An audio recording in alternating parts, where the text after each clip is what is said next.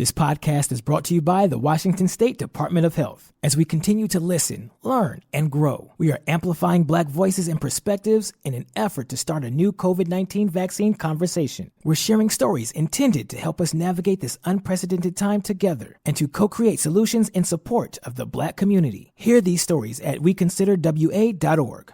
When the hot water needs to be hot, when the drain needs to drain, when the toilet needs to flush, you need to do two things. Stop freaking and call Beacon. Beacon Plumbing, Heating, and Mechanical. On call and there when you need them most. 1-800-FREAKIN or beaconplumbing.net. Hey, this is BJ. Thanks for listening to our show's podcast. If you're a fan of all things geeky, you should check out my other podcast, BJ Shea's Geek Nation. We have new episodes every day, and you can check it out at bjgeeknation.com. Your wages are being garnished. We can stop that now. It's hard enough to pay your bills when things are good, let alone when a big chunk of your take-home pay is gone before you even get your check. I'm bankruptcy attorney Travis Gagne, and I can stop the garnishment and get the creditors off your back immediately, often the same day as our consultation. Both Chapter 7 and 13 provide bankruptcy relief, but choosing the right chapter is crucial. In a free consultation, we can create a plan to get your finances back under your control. The chapter you choose sets the tone for the next chapter of your life. Please contact me today at choosetherightchapter.com. That's choosetherightchapter.com. This is the story of a DNA experiment gone mostly wrong. BJ and Migs. Mornings. Consider this. This happy couple, for instance, have a real problem. How could you? Remain calm. Out of sight. Be ready for anything. The pros and cons. Do not cross the streams. This is BJ and Migs. Mornings on The Rock. 99.9 KISW.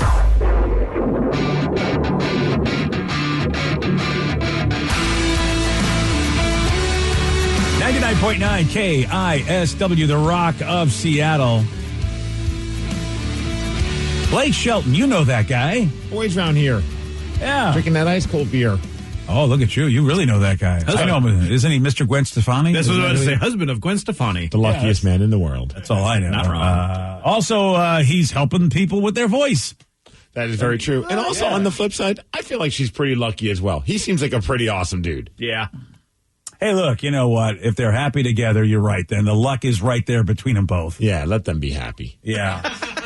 And they're, the unlikely couple, obviously the pop star, and the country star. Who would have thought? Who would have thunk? And how about Blake recently did an interview where he talked about how he was still high after working with Snoop Dogg. You joined Snoop Dogg on Sunday Night Football Final week 18. How did that go? Your first full week into the... Oh, there you go. That's still high. That's contact is a real thing. I didn't say contact. How did you enjoy that? Oh, okay. Yeah. Okay. I'm not an athlete, man. I can do whatever. Mm-hmm. I like that they were trying to be like, oh, contact high, huh? He's like, no, it wasn't a contact high. He just smoked a blunt with us. That's fantastic. And he's like, hey, look, I'm not an athlete. I can do what I want. Right. They don't drug test in country music. No. If they did, there'd be a problem. Yeah, I think 2 words for you. Willie Nelson. Right. You know what? He's made it okay. I feel like, when I started in country music many years ago, it wouldn't be cool to be smoking pot. They would make, as a matter of fact, some, country folks would make fun of those reefer smoking hippies. But Willie has made it cool. And let's remind everybody that you were Bobby J. Shea on the country radio station. Of course I was. Thank you very much. Bobby Joe. Yeah. Was it Bobby J or Bobby J? It was Bobby J. It was Bobby J. Shea. Bobby J. Yeah. Sounds like a bar. Like, I'm going to go down to Bobby J's tonight. Yeah. Nothing wrong with that. You want to open some bars in my name, son? You go right ahead as long as I get some of those profits. We're going to this. It's a country/Irish bar. It's called Bobby O'Shea's. Bobby O'Shea. Top of the Martin to you. No, here's a little ditty from Blake Shelton. Blake also, he shared this funny story of working with Snoop on The Voice. I've worked with Snoop once before on The Voice, and that was the first time I'd really been around him. And there was a time or two where, someone would be rehearsing, and I would look over at Snoop, and I would swear he's asleep. Yeah. Like, literally, I was like, oh, my God, we're on television. And Snoop just fell asleep while this person's singing. And then they would stop singing, and he would open his eyes and go, yeah, I think you need to do this. Or, I was like, how does he do this? So really, I've known people to do that where when it comes to music, they got to close their eyes and really feel the music. You got to get that vibe. Of course, I think Snoop is genius because he probably was sleeping. But that's what I've been trying to tell my wife the whole time at church. I'm like, I'm just trying to feel the sermon, Mom. Oh, my baby. Yeah, that's it. Yeah. You know what? You're feeling the power. Yeah, she's like, no, you're just you're nodding off. Like, yeah, she's feeling the snoozing. Babe, when I snore, I learn better. That's just how it works. That's just me accepting Jesus into my soul. Oh, is that? I didn't know there was a whole sound and everything. Yes, the best way to do it is by going. Oh yeah. Oh, I can hear the Holy Spirit right now. See? Yeah, that's it. Oh yeah, look at that. Yeah, wow, you really are. You know what? You are a good religious guy. Thank you. You know what? You're going to the good place, man of faith. Yeah, you and was it Ted Danson? You're both going to the good place. Sure. Yeah, all right, fair. Yeah, all right. And imagine if you show up to the set and there's Snoop Dogg. If you didn't know, you're like, oh, it's going to be that kind of party. You know what I mean? Like Snoop's here. Yeah, I can't imagine that many people are going to be able to get away from that smoke. He is, Snoop is just such an amazing success because how many years ago? I mean, when you think about it, when he was musically really like the guy, I mean, and he still stays relevant as an icon and he's crossed over to so many different places, like The Voice and of course Martha Stewart and all of the stuff that Snoop has done. That's a successful career right there. I mean, the guy is larger than life. And he just purchased Death Row Records. Mm-hmm. Okay, so look, he's getting into that business. Yep, so he's the owner of the label. Wow. And, I mean, I look at him and I look at William Shatner. Those are guys who just always stay relevant, no matter, how long it's been. And man, look at Snoop. People talking about him on football shows. Man, that's the podcast we all need. Snoop in the Shat. Just Snoop Dogg and William Shatner talking. Oh, I think you're right about that. I would listen to that, baby. No doubt about it. I would too. I would subscribe to that right now. Yeah. Oh, man. I might even join their Patreon. Oh, wow. Whoa. Look at you. Wait, you're going to put big bucks monthly out of your own pocket? All right, we got to see what they're charging, what the tiers are. Right, but I would definitely subscribe to it for free. Yeah, I would subscribe to it for free. Well, you know what? Sir, you know how to make a commitment. You know what? They're going to make it now. Now that they have that firm commitment from you, it's going to be done. I will press that button. Well, Rev, I know that you have a war against Wordle because big company went and bought it. Yeah. But there's a Seattle woman that says that her mom's life was saved thanks to Wordle. Yeah, Rev. Oh, wow. Yeah, Steve's going to tell you all about this. He's got the Migs Report for you at 6:17 on The Rock. This podcast is brought to you by the Washington State Department of Health. As we continue to listen, learn, and grow, we are amplifying Black voices and perspectives in an effort to start a new COVID-19 vaccine conversation. We're sharing stories intended to help us navigate this unprecedented time together and to co-create solutions in support of the Black community. Hear these stories at weconsiderwa.org. For tank and tankless hot water heaters, for clogged drains, for leaky faucets, for toilets that won't flush. Stop freaking and call Beacon. Beacon Plumbing, Heating, and Mechanical is your trusted source to solve all your plumbing needs. 1-800-FREAKIN or beaconplumbing.net. Take the next step toward the career you want, be it business, cybersecurity, healthcare, or more. UMGC can help you get there. No application fee when you apply by August 31st. Visit umgc.edu, certified to operate by Chev.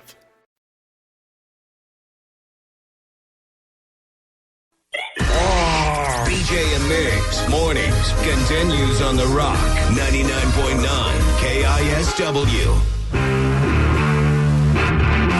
99.9 KISW, The Rock of Seattle. If you're hearing an informative newscast right now, well, then you must not be listening to BJ and Migs. Live from the KISW News Center in downtown Seattle, this is the Migs Report. Well, thanks, you guys. And today, a very special day. It's a very Seattle-centric day, even though it's national holidays, BJ. Oh, really? One involves something that most Seattleites are known for wearing. And another thing that most Seattleites you would expect would use, but are known for not using. Oh, wow. I wonder if I did good hints. Yeah, you did. So. Well, the first one you did. Okay, what do you think it is? Well, I have two choices. I'm just going to go with the obvious. I'm going to say flannel. Yeah. Bing, bing, bing. Nice. All right, so National Flannel Day. Boom, Put on your flannels, kids. And I think I know the second one. Oh, go for it, Vicky. It's got to be umbrella. Bing, bing, bing. I was going to say deodorant. Flannel. Deodorant. Yeah. Soap. By the way, if you want to a little bit later, Alexa has the ultimate dad joke for National Umbrella Day. Oh, get it ready. Yeah. Let's do it now, it BJ. is, What are we talking about? now. Yeah, I know. All right. The time is now. We shouldn't wait. We don't need to make people wait all the time. I know we're in the business of teasing. All right. But we shouldn't tease everything. Okay. Let's just give the people what they wanted. So, Danny, just say her name and good morning, and then she should respond. Alexa, good morning. I was like, he almost forgot one part of it. Good morning. Today is Umbrella Day. To celebrate, I tell you an umbrella joke, but it might go over your head. Oh! There you go. Alexa, shut the hell up. Oh, she's been dad joking with the best of them, I have to say. She did one the other day, too. So I was like, all right, Alexa. You know, she's bringing her dad game pretty good. I think that's awesome. What a clever thing to do. And a fun way to start your morning, BJ. See that, huh? You know what? Every once in a while, I got an idea that doesn't make you, angry. I'm so pissed off. How dare you want to have a dad joke? Well, let's be honest. I mean, if I say, hey, I got a good idea for the show, a lot of you roll your eyes and go, okay, boomer, we're going to move on. Well, yes. All right. Let's talk about the thing that the Rev loves, and that's Wordle. Oh, yeah, sure. Mm-hmm. Good one today. I feel like I'm back on my, game again. I had really? I was having a couple rough ones where I didn't even solve them. Oh, dude, that is, Yeah, I was starting to think I might need to pull a Rev and just protest it because it's bought by the New York Times. Yeah. Stick it to the man. Yeah, I got it in 4 tries, BJ. Oh, 4 tries? Excited. I'm very impressed. I wanted to share it with the group, and I see Danny already posted his. He got it in 3 tries. I'm like, I give up. Oh, Danny, nice. That was lucky. That was lucky on my part because usually it takes me till 5 or 6 to do it. I'm typically on 6 all the time. It's like last-ditch effort. Holy F, I figured it out. Man. Well, anyways, so we've been joking about Wordle for a while, but it quite possibly saved a woman's life, BJ. Oh, all right. This is, I'm fascinated by this because I have no idea how this could happen. This story is crazy, and I'm so glad she's going to be okay, just to put that out there. But it involves a woman in Seattle and a woman in Chicago. So the woman in Seattle's name is Meredith, and she has an 80-year-old mom, Denise, that lives in Chicago.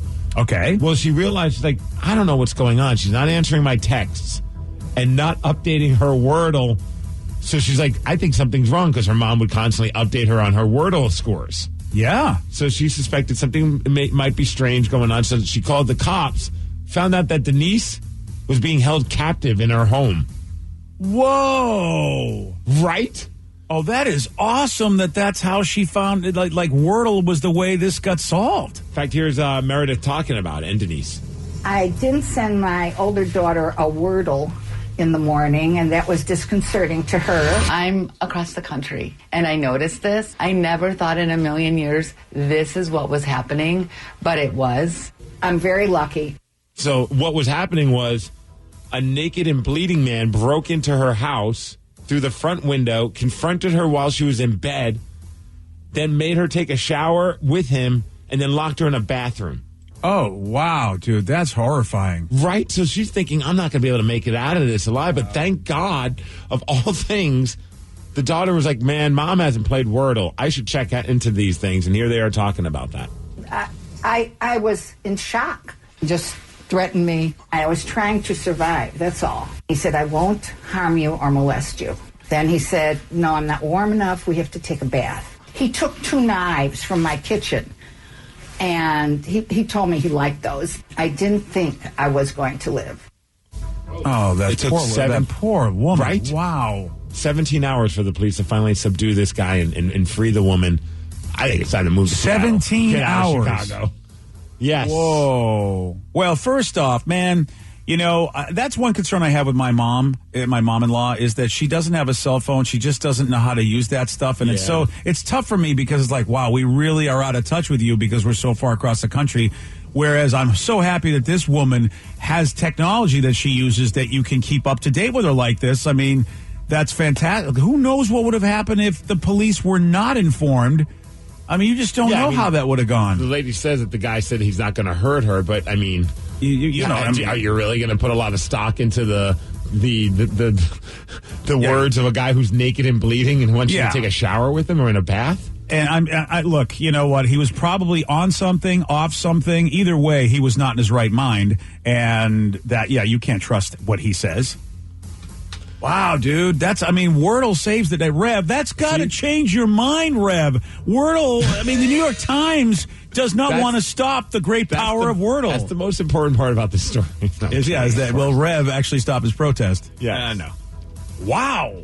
Also, wow. There's nothing, man, You got to love the texters. What do they say? I think they've just been challenged by Siri with the dad jokes. Oh, okay. Because one texter said, Denise is okay, but what about the nephew? Oh. That's true. I'm glad we could talk about this and the lady's okay. Obviously this would be a whole different story. Oh, my God. By the way, the Denise to nephew thing, that is the ultimate dad situation. That's a good one. That's a classic from way back in the day, and only a dad joke kind of person would bring Denise and to nephew out like that. I have a lot of respect. That's a good game. It's got a good dad game. This guy in Alabama, apparently he was running from the police after a routine traffic stop, and then he stole one of the police cars. And they eventually found the car later, and then they found the guy. He was hiding in a dryer. He was hiding in a dryer? Yeah, they went to his house, and they're looking for him. And they're like, we can't find him. And they happened to look in the dryer, and there he was. Oh, damn. I would never think of looking in the dryer. I was going to say, that's not you don't encourage that when you're playing hide and go seek. No. Yeah. Wow, dude. So that had to be a front-loading dryer, I would bet. Because I wouldn't have looked, I guess there only are front-loading dryers. Yeah, I was going going to say, are there top-loading dryers? Yeah, there are top-loading washers, yes. but yeah, do you turn the cycle on when you notice that he's in there just to kind of give him a little bit of a, It depends on the kind of good cop or bad cop scenario. You're the good cop or the bad cop here? Bad cop. Turn it on. All right, then do it. Heat. Do it. Damn. I love this story just because of the headline. A man who claimed to be Rolling Stones frontman Mick Jagger was arrested after causing drunken chaos in several Florida bars. What? Wait a minute, what? Wow. His name's Eugene. He's 59 years old. He was kicked out of a bar a bunch of times and then jumped on the stage while a band was performing. They should feel honored. Mick Jagger is because he kept telling everyone, I'm Mick Jagger. And they're like, no, you're Eugene. And then he charged an officer. Fortunately, the officer was okay. And then Mick Jagger then told the cop, don't F with me, leave me the F alone, which I thought he really dropped the ball. If you're going to have an altercation with the cop, you should look at him and go, hey, if you start me up, I'll never stop. Oh, here we go. You don't want to make a grown man cry, BJ. Oh, you don't. No, you don't. And look, if he moves like Jagger, if he's got moves like Jagger, how do you say he's not Jagger? Well, fortunately, the cops gave him shelter and put him behind bars. Okay. Wait. Is this you or the story? Who's the clever one here? Oh, I wrote that. Yeah. It's wow. Wow. Good for you. Man. All right. They did say later on he vomited in the back of the police car, and he was also accused of trying to be a street fighting man with several patrons. There we go. That was in the story. Oh, man. Well, you got to love that. You know what I mean? Again, it's dad joke. I mean, this is the perfect dad joke makes cast. It's Dad Joke Thursday. Hey, we got a text message. Somebody said, hey, Steve, what'd you think of the Kraken game? Oh, yeah, well. I didn't think very highly of it, I'll tell you. They lost 5-2. Yeah, I've got 3-2, but there was a couple of empty net goals. Yeah. So I've got a bone to pick with the whole show. Why? Because you need to stop being such haters of my theory because you are causing it to not work. I know. I saw that happen. I'm like, please let BJ's theory go right. Because we should not lose to the Arizona Coyotes. Oh, look, they're worse. They're the only team worse than us, aren't they? There are not many teams that are worse than us. We need to beat those teams at least. So that's very frustrating. And it was like, we had all this great momentum going into the All-Star break. The defense tightened up. Gruby's playing great. It's like everything. We forgot everything during the All-Star break. We're back to the old ways of costly turnovers. Gruby played fine. I mean, one of those goals I feel like he could have had, but it was still a screw-up on the defense in the first place that it shouldn't even happened. Yeah. But then, of course, like true Kraken form, they find a way to come back in the end of the game, and there's a chance. They're down 3-2. They're buzzing. And then the empty net goals. Yeah, that happens. Off to Anaheim tomorrow for a game on the road. That game will be on ESPN+. And then today at 9:15 this morning, we'll be chatting with the voice of the Seattle Kraken, John Forsland. Always fun talking to him. So we'll get his take on how the Kraken have been so far. Maybe not talk about yesterday's game, though. Well, and I hear that the Coyotes goalie is like a lot of people say there's some buzz on that kid. Yes, he played phenomenal. The last couple games he's played phenomenal. Yeah. As far as weather, 49 degrees, it's going to be cloudy. That's the Migs report, and that's what's up. There you go. That's what's going on. I got to tell you about these three friends from Portland, Maine. The only reason is just so I can use my Pepperidge Farm accent. Can't get that from here. That's the only reason I like to talk about Portland, Maine.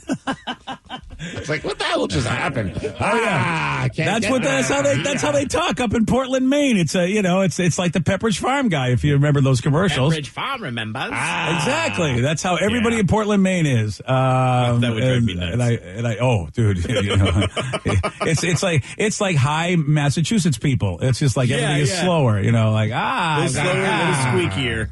Yeah. So there's three friends from Portland, Maine, who I think is wild. I've never heard of this before with these guys. But they have attended every Super Bowl, which we're talking like, ever since the first AFL, NFL World Championship game 55 years ago. Yeah. Whoa. These group of friends have attended every one. And apparently this is probably going to be their final trip to the big game as a group, which is just insane. How old are they? They got to be in their 70s, right? Yeah, they have to be. I mean, you think about, or at least 60s. I feel like it's but 55 years ago, Steve. That would be they would be at 70 if they went when they were 15. So they've got to be in their 70s. Yeah. What an awesome thing, though. Every year for the last 55 years, you get at least one weekend of the year you're spending with your buddies. And I want to give these guys credit because, I mean, I don't know what they're fans of, but they're from New England, so I got to be thinking they're Patriots fans. And you go, oh, well, of course you want to go because your team seems to be always in it. But actually, prior to Tom Brady, the Patriots were really not that great of a team. I think they only went to one Super Bowl, really, and got their asses kicked by the Bears. So these dudes have been going to Super Bowls, even though their football team has not been good for a good part of it. And I think it's awesome that, that it paid off for them later in their lives, of course, as the Patriots became a great team. Dude, they also have to be doing pretty decent for themselves. At least a few of them, maybe some spring it for the other guys that maybe aren't. But you may be right about that. Dude, of course, some of these games are not that cheap, especially recently for the Super Bowl. You're right. But how long has it been that way? You know what I mean? In 55 years, how long has it been that it's been insanely expensive? But you're right. It hit them at their right time. It's insanely expensive probably when they got old and retired, and maybe if that's all they ever saved up for. That'd be funny if that's the reason why they're pulling the plug. It has nothing to do with getting older. They're just like, dude, it's too expensive. F this. We're all homeless, and we can't afford it anymore because we've been buying it for the past 10 years when it was expensive. Right. I'm stealing from my grandchildren to go to these things. I really hit rock bottom when I broke her piggy bank. You know who I think of, though, who could do stuff like this? I mean, we know who immediately comes to mind. Bob Rivers.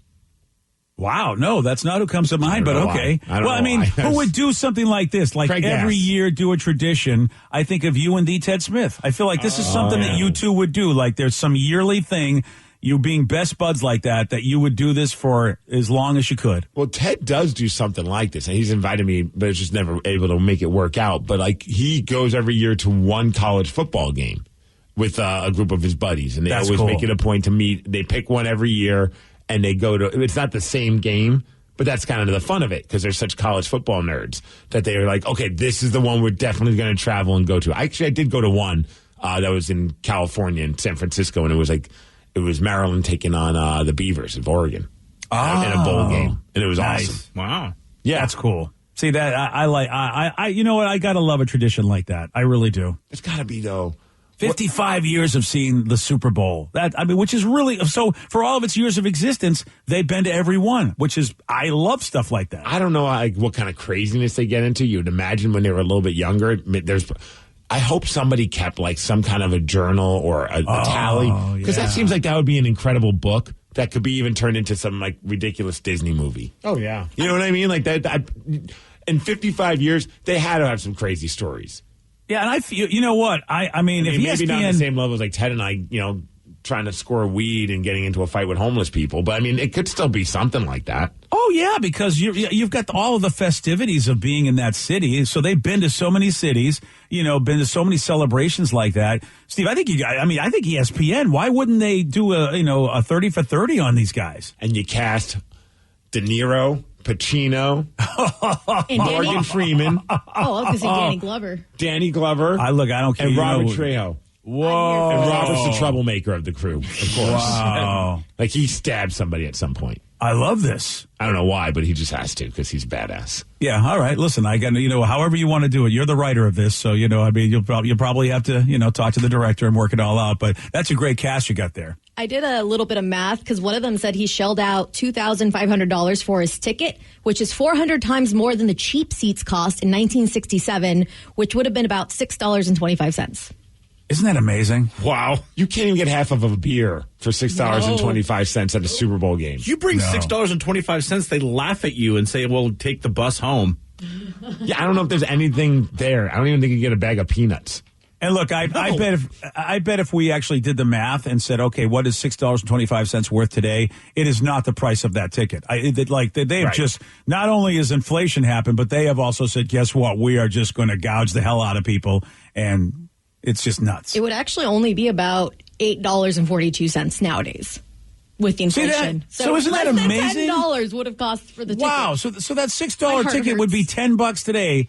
What does that tell you about the NFL? They're making a lot of money. Of course they are. All right. Thank you for that expert analysis there. Yes. Okay. There's CNN Money Talks.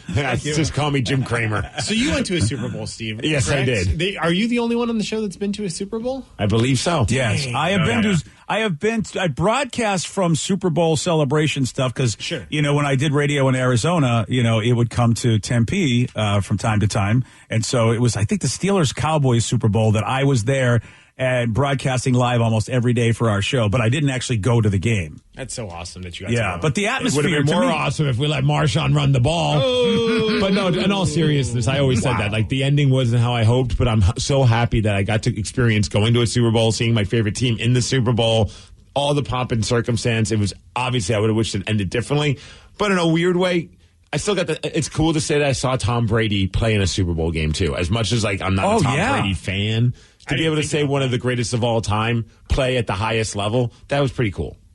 And at the end, and really at the end of the day, it ended. I know. And at the end of the day, it wasn't Tom Brady. I mean, you got to give Bill Belichick credit. I mean, he, at least according to the Defender, Bill Belichick won that game for them, because of the preparation. So it's like you also got to see great coaching, Steve. Really, because Bill Belichick, whatever way you think of him, is going to be considered one of the greatest coaches in NFL history. Even though people don't like hearing that, but.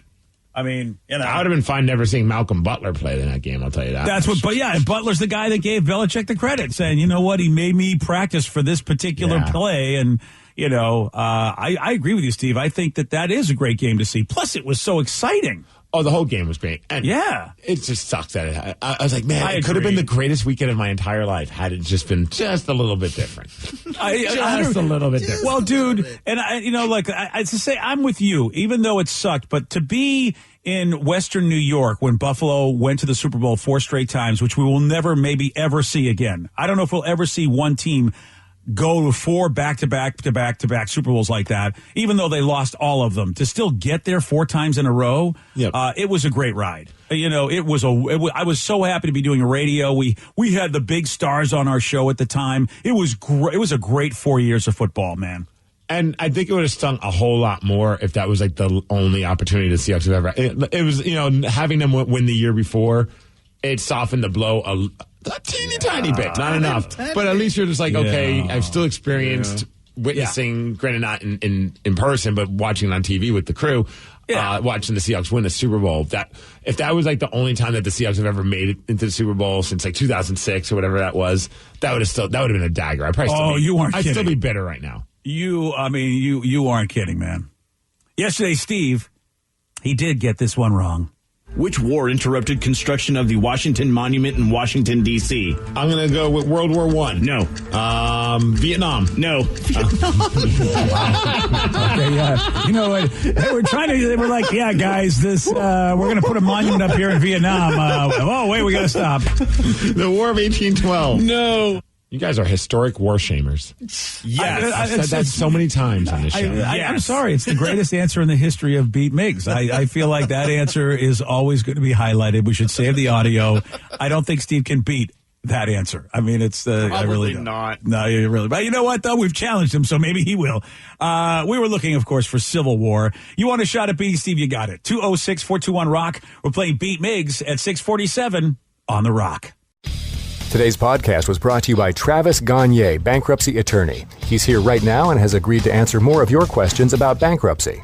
I owe a lot of back taxes. Can bankruptcy help me? Bankruptcy can discharge back taxes under certain circumstances. Some types of taxes are never dischargeable, like if you have taxes from an employee, if you ran a business and didn't pay employee taxes or sales taxes. Those types of taxes cannot be discharged in bankruptcy.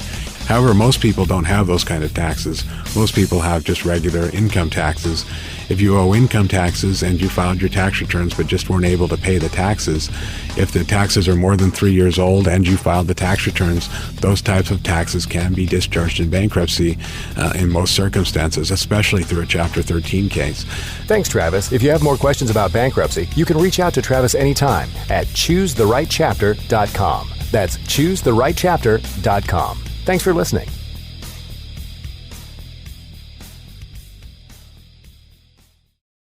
This podcast is brought to you by the Washington State Department of Health. As we continue to listen, learn, and grow, we are amplifying Black voices and perspectives in an effort to start a new COVID-19 vaccine conversation. We're sharing stories intended to help us navigate this unprecedented time together and to co-create solutions in support of the Black community. Hear these stories at WeConsiderWA.org.